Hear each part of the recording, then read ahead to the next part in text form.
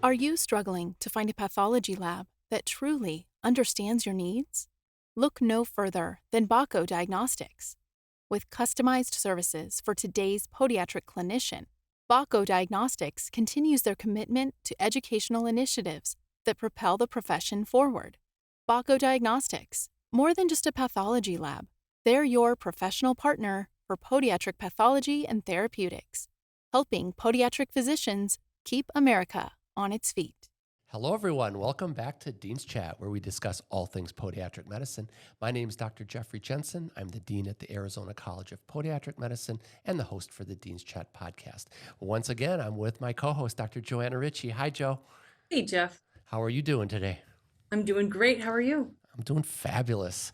We are going to have an outstanding episode today. We are bringing back Dr. Tracey Vlahovic to Dean's Chat for round 2. How's that, Tracey? I'm excited to be here. Thank you. Well, we're super excited to have you. One of the things Tracey and I talked about over the course of maybe late spring, talking about midlife transitions, right?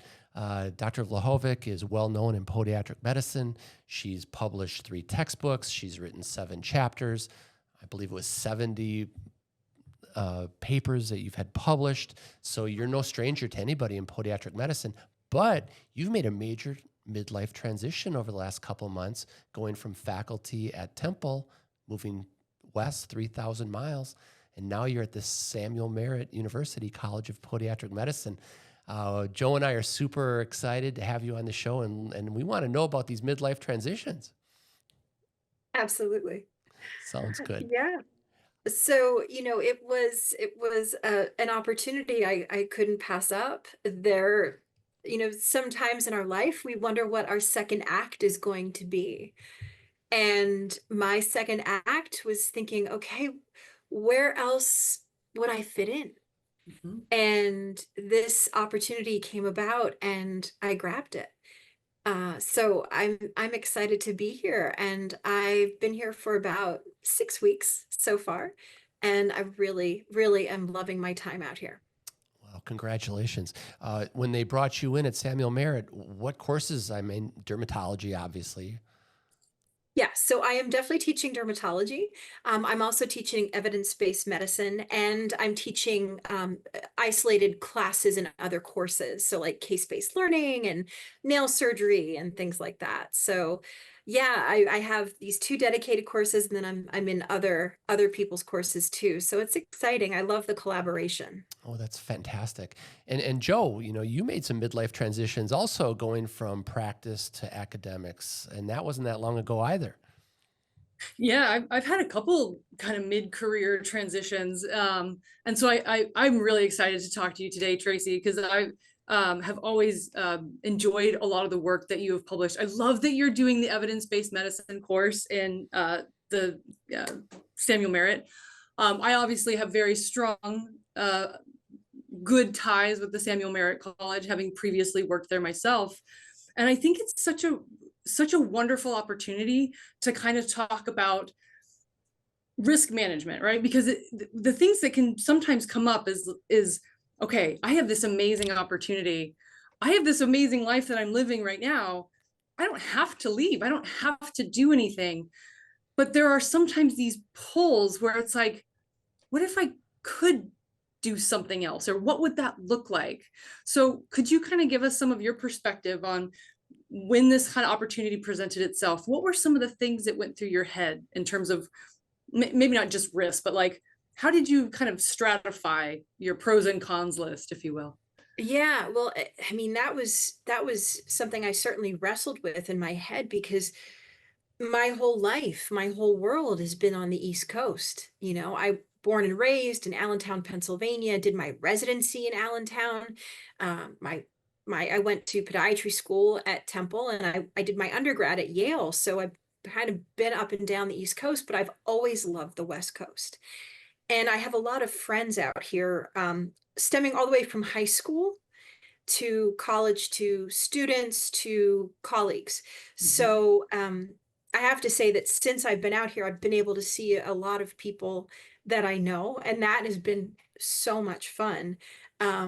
you know, everyone's like, you're out here, this is great. So I haven't been alone, which is great. And that's something I think when you're making a move like this, it helps to know that you're going to have people, Mhm. right? Because going out to a new place and not knowing anyone, it would have been a lot more intimidating than, I mean, it already was intimidating, but it would have been even worse had I not known anybody. So I'm really grateful that so many people have just been like, all right, come, we're gonna, you know, take you in, we're gonna take you here, we're gonna have you be a tourist, but we're also going to show you the things that we like. So that was something that was a small part of it, saying, okay, who will I know? Right. I'm going to be away from my family and my friends on the East Coast, but you know, given social media, we're really not all that far away. So that is comforting. But you know, I was at Temple for 20 years, almost 21 years. And you get into a routine and you know how things go, and um there's no question, right? So for me to suddenly jump off a ledge, which I'm not someone who typically does something like that, was huge. It's a huge transition for me, to be that brave. Mhm. And when I was talking to some of my close friends about doing it, they were like, you know, this could be the best thing that you ever do. And if it's something that doesn't work out, then you figure it out. And I'm like, you know what? If I don't take this leap, I'll never know. Absolutely. And so it, that being looking forward and saying, this opportunity, if I don't take this, I don't know if I'm going to have something like this come into my lap again. Yeah. And I took that leap of faith, and I'm really happy that I did. So it's just been a really lovely experience so far. But for those out there who feel the pull to do something different, like I did, and are afraid, you know, again, it can go, they can have a multitude of different outcomes, right? But the best case scenario is that you say, I made a good decision. And so I made a good decision. That's fantastic. Well, What are your thoughts, Jeff? I was going to say I've been following Tracey and I have talked a lot on social media, and I've been following all your adventures where you were at the Roya Pyramid, going all over the Bay Area, and I thought, oh my gosh, Tracey's having so much fun. The jelly bean store and all that. So I could tell you were kind of beaming. I knew you were in a good situation there. Yeah, I have a bunch of my undergrad college friends here. And one of the first things that they did were like, okay, we're gonna drive down Lombard Street, the crooked street, right? We're gonna go to Sausalito, we're gonna go down to Carmel and Monterey, we're gonna go all these different places. And you know, being an East Coast gal and going to the Jersey Shore my whole life, and then seeing the West Coast, the ruggedness, the beauty, I was like, this is amazing. It's not like I haven't been to California before, but to see some of those places just put a sense of awe in me, and it just made me so happy. So, you know, being in the environment is just been an amazing thing, just to feel I get to explore so much that I didn't know existed. That's fantastic. So, Joe, did you have similar thoughts and a little trepidation, little risk when you were making some of your changes, especially coming up to the college? Yeah, so not as much coming here, but when we made our first move, we moved. I was working in Kaiser Permanente in San Francisco area, and we moved from kind of organizational medicine to private practice, and then not just organizational switch, but then pretty large locational change. We went from fairly big city living to very small, well, not very small, but moderately sized town, some people would call small town, um, in a completely different state. So there were a lot of changes. And I think one of the things that I underestimated in that was, oh, well, it's just like in my head, it was one thing that was different. Like we were moving from California to Arizona, but there were like 100 things that were different, right? But to Tracey's point, what my husband and I sat down and did, because again, these opportunities present themselves And the hardest thing for us as humans to judge is risk, right? We are risk averse by just survival mechanism, right? We want to stay away from things that we can't evaluate that uncertainty. And so at the end of the day, like trying to figure out, because my husband worked in tech, and so we were changing a lot of the potential opportunities for his work. At the end of the day, it kind of started to come down to, if we don't make this we'll say radical, that's kind of over dramatizing it perhaps, but if we don't make this big life change, what would be the worst case scenario? And if we do make this big life change, what's going to be the worst case scenario? And which one of those are we most willing to live with? And because of some of the things, there were multiple things in our life that were happening at that time, but at the end of the day, not taking the opportunity was really the one that, in terms of like a regret, I didn't want to live with not knowing. Like, was I not going to do it because I was afraid? I'm comfortable here. I know how to do everything here. I'm just going to kind of settle in and just go with it, right? It's not that anything was bad. It was just right at that inflection point in our life that we were ready for something different. And so looking at that, okay, this may not be right, and it may be just not good in the long term, but it is going to fix that. It's different, and it answers that question. We could always go back, right? We could always go back. Yes, it's harder, it's expensive, whatever. But nothing is really that permanent that you couldn't go back. So I hope that answers your question, Jeff. Yeah, it does a lot. Because I had a similar experience. I was in practice in Colorado for many years, 17 years. And I was sharing with Tracey earlier, we started a residency, the North Colorado residency program. And the highlight of my experience, and I loved treating patients, loved all that, loved being in practice, but I loved training the residents, and I loved the fourth year students that came in and were clerks at our program. So when I had the opportunity to go be the dean in Miami, I had this vision of training fourth years and surgery, as residents, and I thought, oh my gosh, we can get to these students even earlier and help them become the best docs that we can.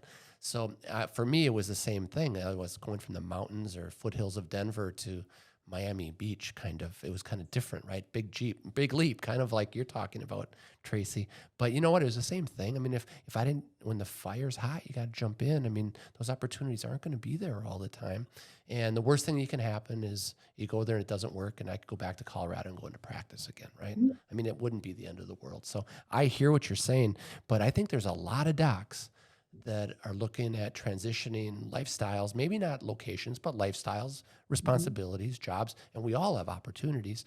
So I agree with you, both of you. I think we've all had similar experience, and we've all made the leap, and it's worked out. So that's another good thing, right?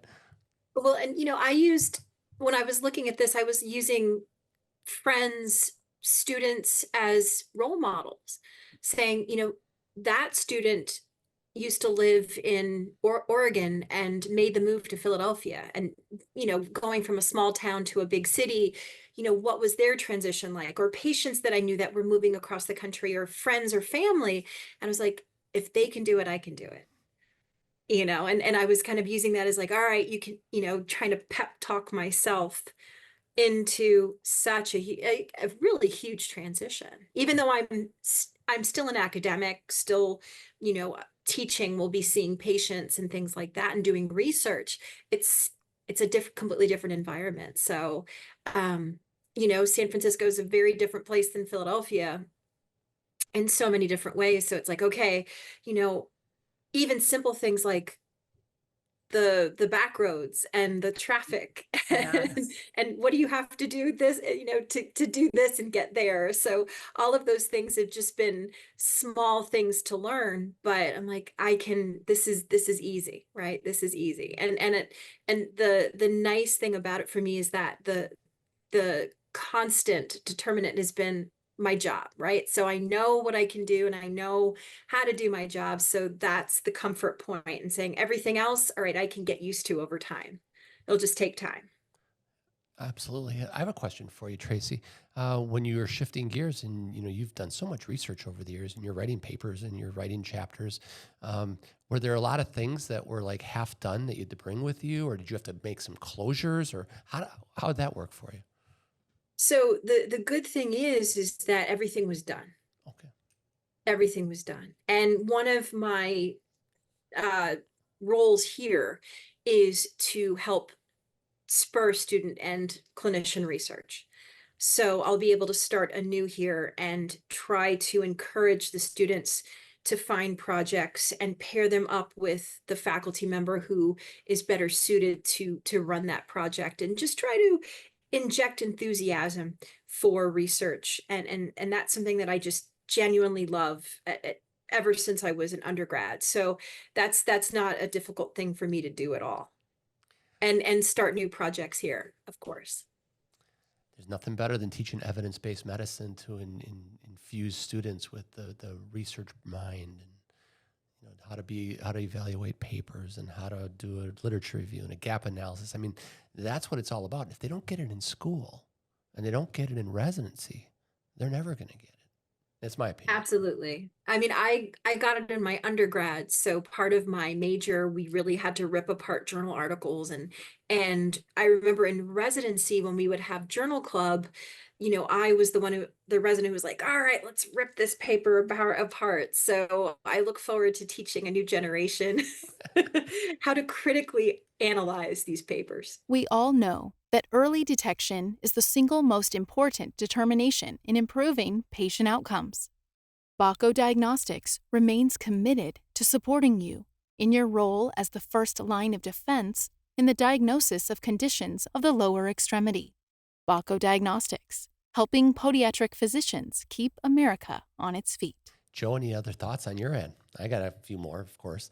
Yeah, well, while we're talking about research too, I think one of the other things that's really exciting in this opportunity, Tracy, is to bring the kind of experience and expertise that you have. So it's not just bringing which again, I'm an enthusiasm spreader myself, so I can very much appreciate the sham wowing effect of how emotions spread.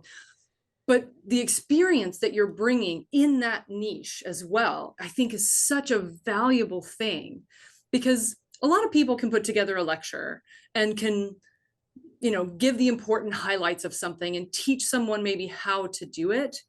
But that's still very different than having an expert, someone that's done this, someone that has gone through that process in multiple different facets, multiple different ways. They bring a layer of expertise and being able to field questions and spark conversation and enthusiasm. And so one of the questions I have, I guess, maybe is, as you've been starting, kind of finishing up some of your old stuff and moving into new stuff, you don't have to tell us any of your ideas, because those are always kind of, you keep those under wraps so you figure out how you want to execute. What is some of your creative process in terms of, you have a student, they come in and they say, all right, Dr. Vlahovic, I want to get involved with research, right? And then they throw the ball at you, like, what do I do? How do you walk them through that process? That's already happened here. Yeah. That's already happened here. There was a student who came up to me. She's like, all right, research. And there was a project that they want to finish here on melanoma. I'm like, I'm your girl. Yeah. Let's do that. So that's something that is, I kind of want to mold and look at that, because the whole process with the IRB, as you know, is always, well, in certain places can be very fun. But when a student comes in with a new idea, the first thing I want them to do is do a PubMed search and say, okay, what's been said about this topic, or what hasn't been said about this topic? And let's start there. And then a very, very valuable question I learned when I was a student at Temple, and I worked in the gait study lab all 4 years of my time at Temple, because I always, even though I'm derm based, for me, I went into podiatry because of dance. And so the mechanics of everything is always fascinated me. And it's always, for me, it's all about dance. So one of the valuable questions I learned working in the Gait Study Center was, the so what test, right? Why is this important? Why should we get this out there? And it's not always a positive thing. It can be, well, this doesn't work. Let's dispel this myth. So it certainly can be something positive or something saying, let's change our paradigm. Let's have a paradigm shift in the medical community regarding this statement because the data shows this is false. Mm. So it's saying, okay, what's been said, what hasn't been said, what do we formulate? What's our question? And does it pass the so what test?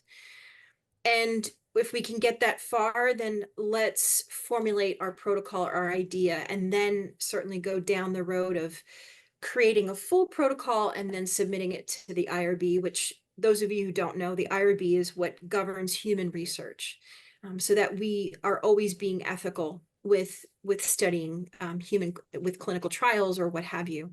And it couldn't be something as simple as a retrospective chart review that still has to go through the IRB. So it's also getting the students to recognize that we can't just do something. We have to make sure that everything is done ethically and logically. So, that sometimes is well, at least in my past experience, the getting things through the IRB is the biggest jump.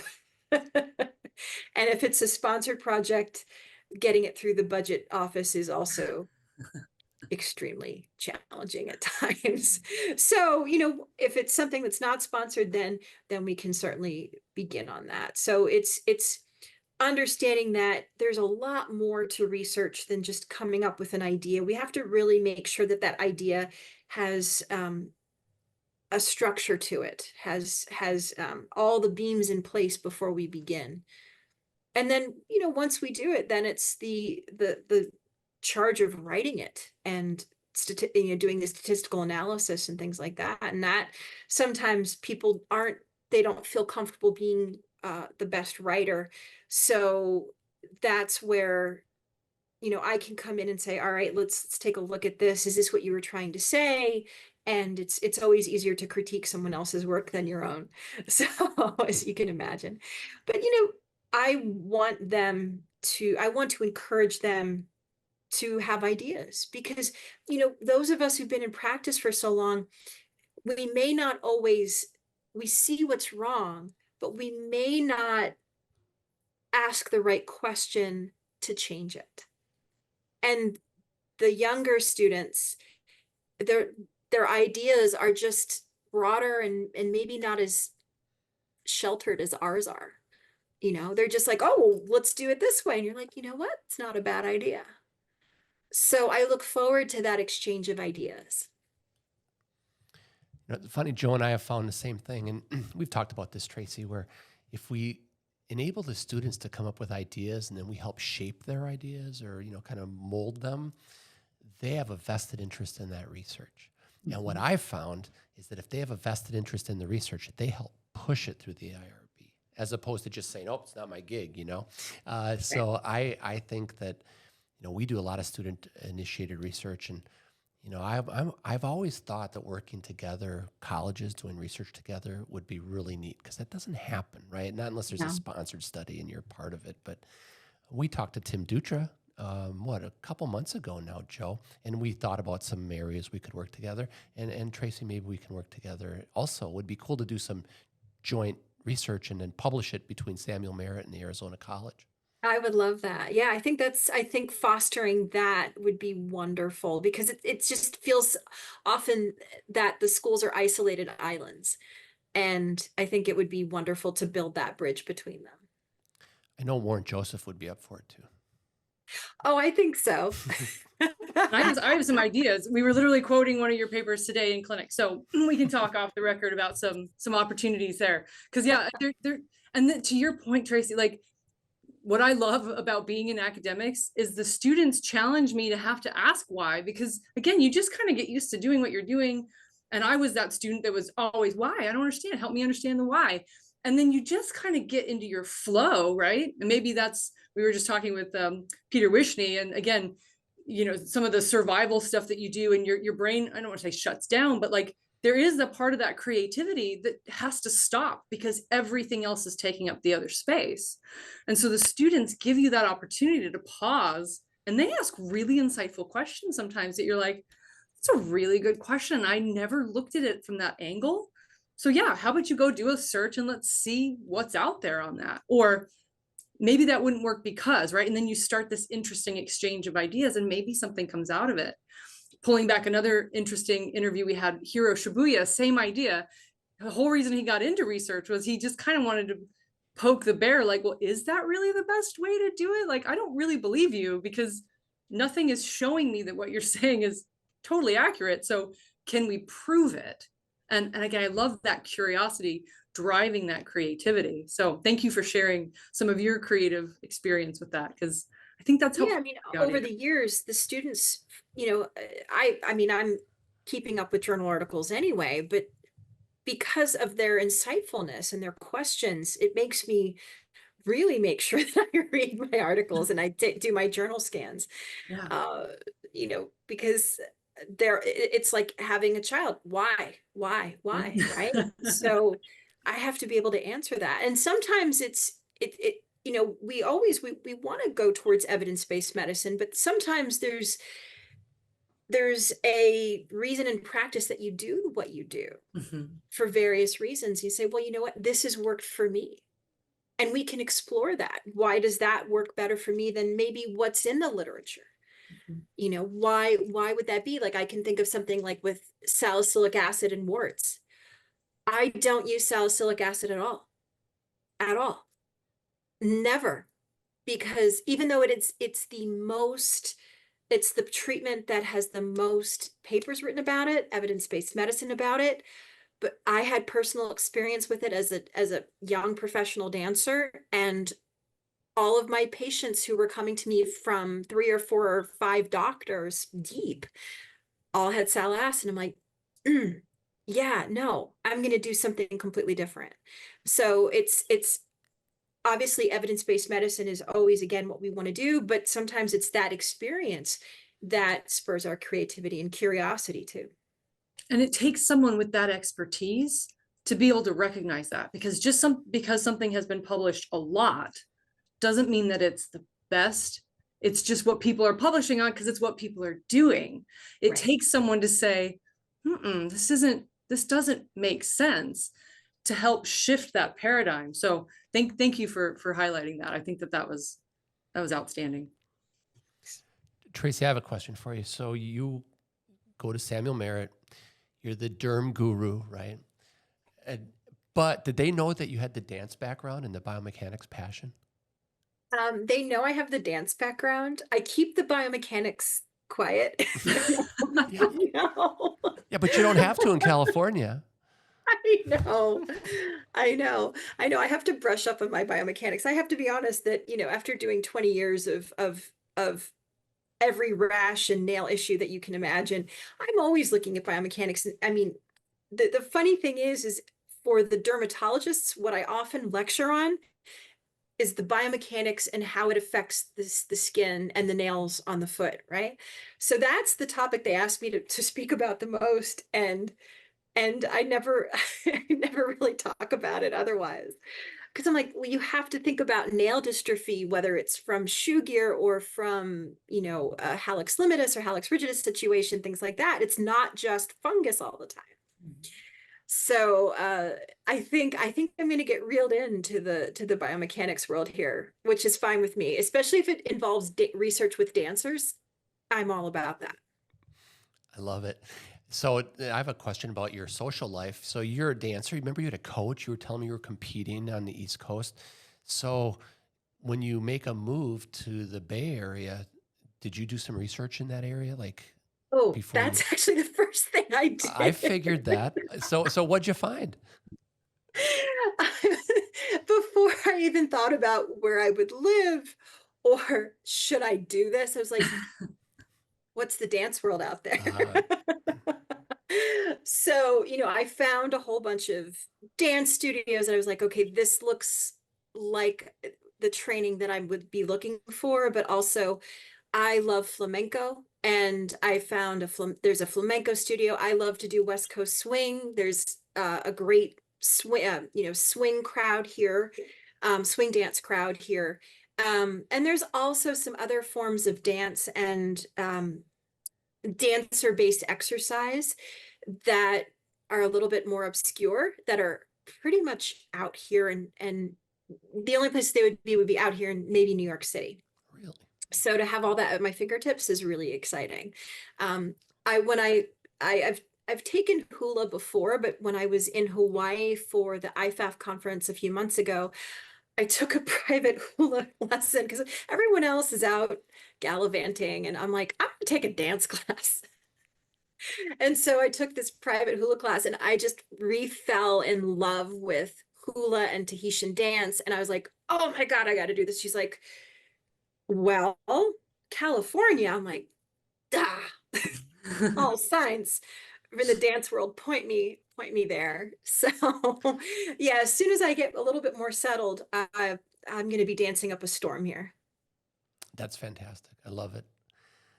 I also learned a new fact. If I can I jump in real quick, Jeff? Of course. I was just listening to your interview with Dr. Warren Joseph and talking about that you are also a theater buff. Oh, In terms of other wonderful things that the Bay Area has to offer. I don't know if you want to talk a little bit about theater, but yeah, I mean, Warren Joseph and I can talk for hours, hours about Broadway. I mean, I'm a huge Stephen Sondheim fan. You know, I like the musicals that aren't the very popular ones, we'll say. So like the ones that are dark and deep and twisty, those are my favorite. And you know, you would think I would like all the light and fluffy, and I like them, but you know, give me some like you know, and I'm happy. So I'm excited that there is that, you know, especially the Fringe Theater, the Broadway touring shows here, the museums here, of course, are all big attractions. But I have to admit that I am going to make regularly scheduled visits to New York City so I can see my Broadway shows, because that I've been going to that my whole life. But I look forward to patronizing the theaters out here, the ballet companies, and all of that, and just exploring that, because I mean the San Francisco Ballet, they're legendary. So I'm excited to see them in person. awesome. So, Dr. Vlahovic's top 3 Broadway shows of all time. Ooh, okay. All right. Number 1, Spring Awakening. Okay. Number 2, Hades Town. Love it. And number 3, Merrily We Roll Along. Very good. And I have to have a number 4, which is Sunday in the Park with George by Stephen Sondheim. So yeah, those are my 4 go-tos. So you go see different productions of them whenever you get a chance? Is that what happens? I do. I've Merrily We Roll Along was always known as a flop of Sondheim's. Like, it closed not that long after it opened the original Broadway cast. And I was introduced to it in medical school. The Arden Theater in Philadelphia, who does a lot of great Sondheim work, they put on these amazing productions in Philadelphia. And I saw it there and I was like, this show, I mean, it's funny that we're like talking about what we're talking about, because one of the top lyrics in that show is, how did I get here from there? Oh, there you go. You know, what was the moment? And what was the moment that changed everything? Like the show goes backwards. So it starts in the present and then goes to the past. So it's like, how did I get here? Right? Like, what was the moment? And I think all of us who are making these life transitions have had that moment where you're saying, all right, something else could be out there for me. And so that Sondheim musical, Merrily We Roll Along, and the most recent iteration of it in New York City, which I have to admit I saw several times because it was so amazing. It was a phenomenal production of it. I even went to a separate talk back with the actors and SiriusXM. I was like, I just adore this show, even though, again, people for years didn't like it. I've seen so many variations of that because of the lyrics. The lyrics resonated with me. And even now, where I am, it's like, okay, what was the moment? Wow. What was the moment? Oh, well, I have to say it was a bunch of different moments, but it was an inner pilot, an inner knowing, an inner GPS saying, there's something else out there for you. You just have to have courage to do it. Love it. And that sometimes is just, as you said, humans, it's just the hardest thing for us to veer off the comfortable path. So I had to have a moment saying, how can I not be comfortable? Yeah. How can I be vulnerable? Yeah. Right. And sometimes being vulnerable is so difficult for us. Maybe some people perceive me as, this person who's done all these things, but obviously we're all vulnerable deep down. And so in my first class I taught here, I was like, I don't know what I'm doing as far as like where I'm living. I know how to teach you guys, but I don't know the cities here yet. I don't know the neighborhoods. I'm like, perfectly honest, I don't know what I'm doing, except I know how to teach you. So, it's that vulnerability, which can go obviously even deeper than that, saying, I'm out of my comfort zone. I'm willing to learn, and I'm willing for you to show me, and I'm willing to be the student in a different way. And that's something that I've embraced since my transition. That's phenomenal. I'm tempted to use that as transition to end, but I have another question for you. Hadestown. So Oh, I love that I went musical. to see it a few months ago in New York, and it's kind of nerdy of me, but I downloaded Anais Mitchell's book about how she came up with the songs and the iterations that she changed to the songs for each production. From like, I have that book. do you? Yes. So Read it cover to cover. So okay, very good. So that's your second favorite, or was that your third favorite? Yeah, I think that's my second, because Okay. Spring Awakening is so powerful. It's such a powerful coming of age story. So I saw the original Broadway cast, and then I saw the Deaf West production of it, and that just took it to a whole other level, because half of the cast had hearing issues, and the other half of the cast were able to sing and hear. Oh, And so the story completely took on a different vibe, a different theme, when you have folks who can hear and folks who can't, right. and how they did that. And that took that show to a whole new level for me. Hadestown I adore because I love Greek mythology. And I love how she just took all those different genres of music um, and the stories and wove them together. And the wordplay that's in there is so clever. And the music, every song is just an earworm. Like, I can't get them out of my head. Like, some days Right. it's We'll Build a Wall, some days it's, the wedding song. Like, someday I love that music so much. That's awesome. Joe, your thoughts? No, I love hearing people talk about the things that they're really passionate about. It's like, and this whole conversation, the whole recording has been stuff that you're passionate about, Tracey. And it's just fun because like something will come up and like your whole face lights up, right? And I love musical theater, but I am definitely not a buff by any, so I cannot hold this kind of conversation on the level that maybe even the two of you are at. But what I will say is having those experiences to bring joy back into your life too, that are not necessarily the day-to-day part of our professional career, are also the things that make us successful in what we're doing. So you just touched on another one that I could go down a little bit more nerdy with, not that much, but the Greek mythology stuff, we'll have to save that for another day. But so many fun things I love about this podcast, where we learn such fascinating things about people.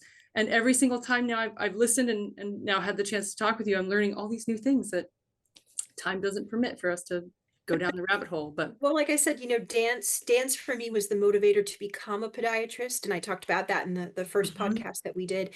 And it still is, right? It influences me in so many ways, because art is always a reflection of what we're going through in our daily lives and history, right? And so it's a way of having that escapist moment, but that gives you pause, saying, all right, maybe I should do this, or where am I in my life that maybe I'm not creating enough, or maybe I need to create more, maybe I should look at things differently. And that's what I love about it, because sometimes especially in medicine, we're doing this, a lot of the same things day after day after day, and it sometimes feels like Groundhog Day, right?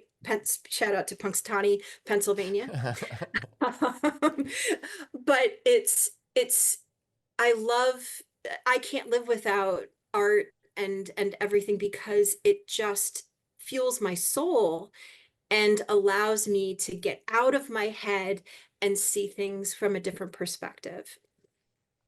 And I can totally mirror that. And to maybe bring it back, Jeff, to the conversation and maybe wrap it up, then you had touched on vulnerability.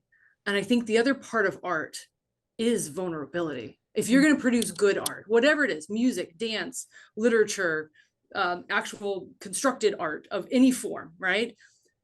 To do good art, you do have to be willing to be vulnerable. And in these big midlife transitions, vulnerability is absolutely something I am still learning how to get comfortable with. I'm not comfortable with it. I will start with that. But I have gotten more comfortable with being uncomfortable and just sitting in that. And I love that you had talked about the learning, like, I don't know where I'm going. I don't know what I'm doing. I need help. And that is such a good experience as a human, again, to go through these moments, because our students are going through that, but through a different lens, right? Right. And so having the Exactly. opportunity to feel vulnerable, like, it's hard to learn how to use some new EMR system, to have to figure out this new hospital system, to have to figure out whatever it is in the transition of starting something completely new. Mm-hmm. It took that leap, right? That Geronimo moment, but then the like daily process of that vulnerability. But there's also so much beauty in that. There's so much joy in discovering something new, and like, wow, this is so much easier than the last place that I worked in this regard, right? Or, this isn't as seamless as the way I've done it before. Would you be willing to try something new? And so, Jeff, I'm going to throw that one back to you about vulnerability, because that's where you had transitioned into the other question that you asked her. But I'll throw the last ending part to you about vulnerability. And Sounds good. I mean, anytime you learning. try something new and you're not very confident and it's new because you're not competent, and you got to trust that when you move forward, it's going to get better, and it always does. And so I think vulnerability is part of all of our lives. And like you said, our students experience it every day. I mean, they experienced it last week in taking their boards, right? Yeah. It never ends. So this is the kind of discussion I love to have. I think this is kind of why we started Dean's Chat, and we continue to have these wonderful conversations with our colleagues. Tracey, I am so thankful that you made time in your busy life to join us today. Thank you. And I thank you for the invitation. It's always a pleasure to talk to you. So, and it was great to meet you as well. Yeah, So thank you so much. it's been fun. Thank All you. right. Well, to all of our listeners out there, if you're listening on Spotify or Apple Podcasts, we'd love to have a 5-star rating. And if you're watching on YouTube, by all means, become a subscriber. As Joe and I have discussed, the YouTube is kind of where it takes off, right? Podcasts are great, but when you can put a video to it, it kind of brings it to life. So we always appreciate our listeners and the people that watch on YouTube. So thank you so much. So until we meet again, we will send you another Dean's Chat cup, but this time it's going to have my name and Joe's name on it. Awesome. All right. Sounds good. All right. Thanks again, Tracey. Thanks, Joe. Thank Thanks you. so much. Cheers, everybody. Bye-bye. Bye.